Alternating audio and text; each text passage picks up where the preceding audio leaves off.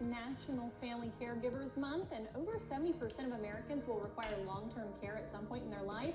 Learn how you can normalize those necessary conversations.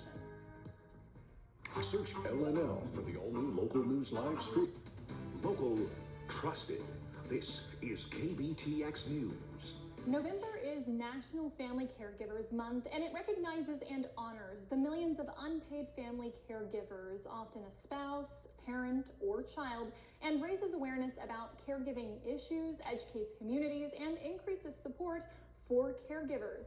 Sara Damiano with Texas Health and Human Services is joining us today to discuss how caregiving and the holidays collide. Thank you so much for joining us today.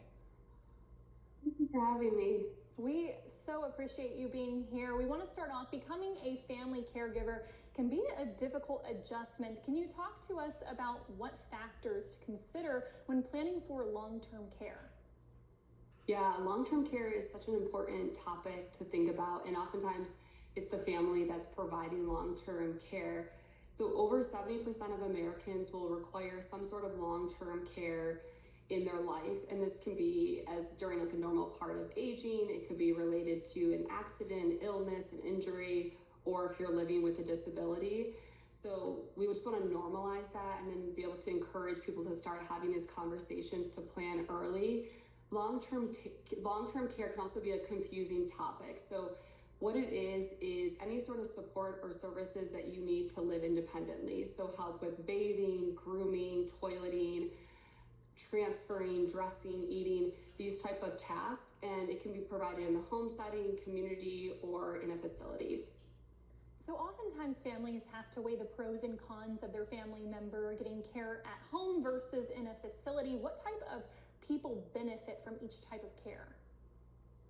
Yes, thinking about what environment or setting is most appropriate for you is one of the first things to do. What are your preferences? What are your supports? What are your resources available? So the majority of people want to age in place, and they want to live in their home and receive services to help them be able to do that independently. And oftentimes it's a family caregiver who's providing this support. And you can also sometimes pay for professionals to come into your home to provide the support. And then your needs may become more advanced over time, and that's when you might want to start thinking about other settings of care. So maybe what are community-based services such as adult daycare programs or assisted living facilities, long-term care facilities such as nursing homes, and those would be appropriate for people who have severe cognitive impairment or really significant medical needs and they need 24/7 support. Now we talk about the services, but what resources exist in the state for caregiving? Yeah, so the state of Texas is very pro family caregivers and wants to help older adults age and live well. So my first idea and support and direction would be to look at your local area agency on aging.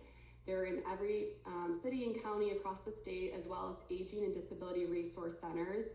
And then also going to your Texas benefits to see what type of programs you might be able to qualify for. Sara, thank you so much for joining us this afternoon and for helping us navigate this conversation.